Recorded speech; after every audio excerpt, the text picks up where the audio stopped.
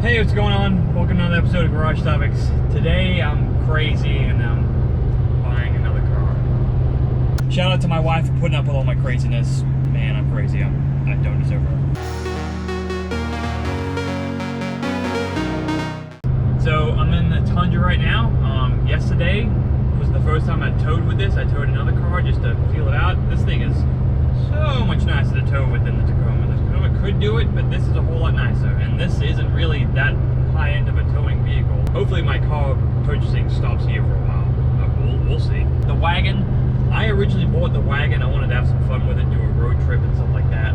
But I originally bought it so that I could LS swap it, specifically turbo LS swap it. And that's something I've wanted to do for a while now. My issue with that is once you do that, it's kind of like a drag car. It's not really a motocross turning car. And so I like that a whole lot more. And I decided to get the Corvette. And the Corvette does that perfectly. And I was like, oh, maybe the Corvette could be dual purpose, do some drag racing and then switch some things around and make it a drag racing car. I just don't want to do that. I like that car enough that I'm kind of daily driving that car to a degree. So I really don't want to fool with that car a whole bunch and like modify it to make it not streetable like all the time. So I want something that I can fool around with, specifically learn about turbos, learn how to tune turbos. I want to use Holley EF5 for that, so it's a big driving factor of this too. So I bought the wagon because the wagon has a strong rear end in it, or decently strong, and limited slip, and it has a small block in it, or the LT1 in it, so an LS with some engine mounts would plop right in. I was like, I'm not worried about going quick. I know it's heavy, but it'll be fine. It'll be kind of like a cruiser, but that car is definitely a cruiser. It does not need to be any quicker. That's what my thinking is. So it doesn't make sense to keep that car and just keep fiddling around with the LT stuff. So I've decided to sell it. I love the car, but I got to road trip it. I did what I wanted to with it. Took it on power tour. I had a lot of fun with it. So it's time for it to go. So it will probably be sold by the time this video comes out. Here we are. I still want to do the turbo LS swap system just to learn it and figure it out and give myself something to do. So looking at a whole bunch of cars, like if I could just pick a car, I would pick a Holden from Australia, the sedan. They're lightweight. I love Holdens.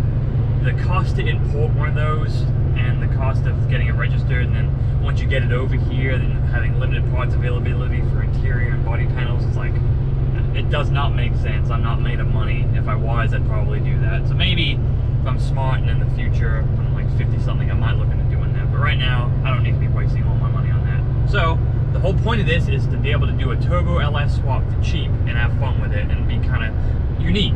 Went through a whole bunch of cars and then thinking about, do I want it to have a cage in it? Do I want to do drag racing with it? I want to do drag racing with it, but I don't want it to be a straight up drag car, at least right now. I can progress to that. So I wanted something that was 4 doors, and I wanted something that was somewhat lightweight. I've followed Matt Happel's stuff, Solving Mechanics. This is what inspired me to do all this. I'd thought about it before, but once I found his resources of proven methods of like, this is incredible, like I just want to do this right now. He does a bunch of stuff with Fairmonts and Colorados. Don't do a whole lot for me, but I did see this worm-looking Fairmont about a year ago at LS Fest. Like, oh, I really like the looks of that. And so I did a little research, and turns out it's a Ford LTD.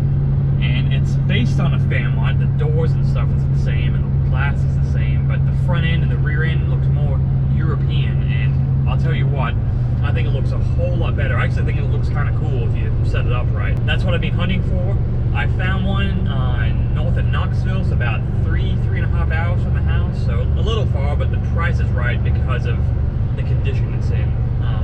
Again, I don't really need the engine and transmission to be that good. I just need a good, solid foundation of a car that isn't rusty, isn't tore up, isn't bent, isn't rusty. You know the deal. Just a good, solid core. So I think I found that. Been working with a guy, going back and forth, getting pictures, information, and I think I found the one. So I'm willing to take the drive. We're heading there right now, so I don't know if I'll be able to film once I get there. I don't want to ruin the deal or anything like that, but I promise you there'll be some footage here soon of the car. Hopefully, if I get it.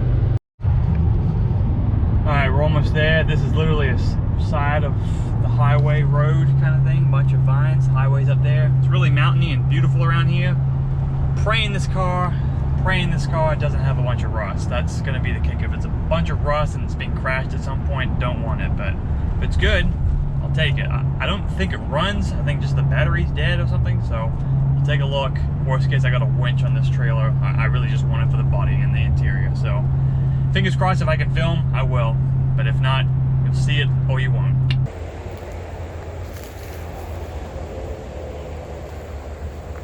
What a beaut.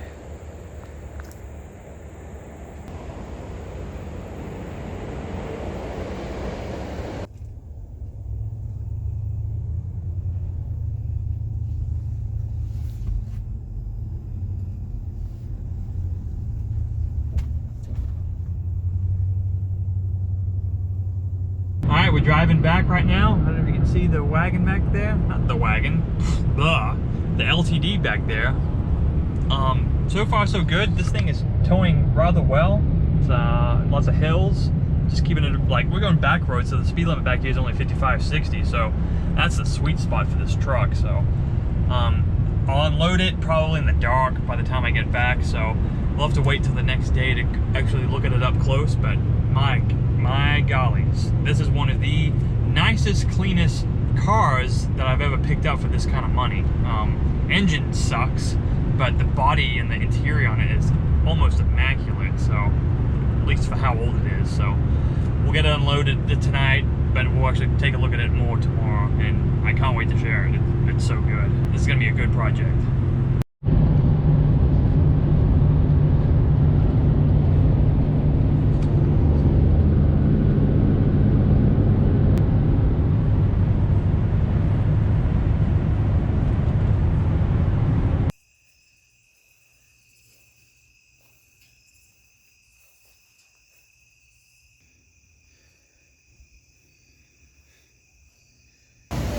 It's the next day. I just decided to check the battery to see if it was dead. It was ultra dead, and it's still, I was like, I've been charging for a full day, and so decided to get the wagon to help me out, and this thing runs. It runs great. What a keeper. What a keeper.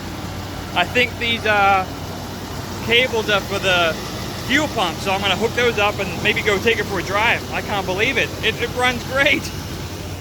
Listen to this thing purr. Yeah, you can't even hear it, so quiet and luxurious. Man, this is great. All right, here's the car. We got it out of the barn because it actually does run and drive, which, hallelujah. I wanted to show it now in its current state of just being dirty. Yeah, up close, you can tell how kind of gross it is. It's not shiny at all. It's matte. It's gross. There's a little bit of surface rust starting there, but trust me, that's all just surface rust.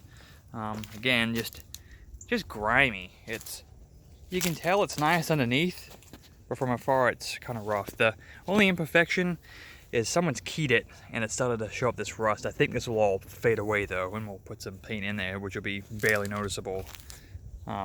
The camera makes it look a whole lot better than it is, but when you get up close to it, there you go. You can just kind of see how just gross this thing is. So I think it has potential, but my Atlanta, it's rough.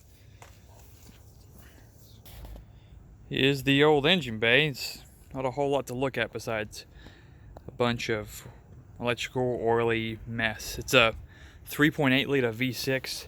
It looks like it's got a carburetor on top, but really it's just some fuel injection thingy underneath there. It's a bunch of gross.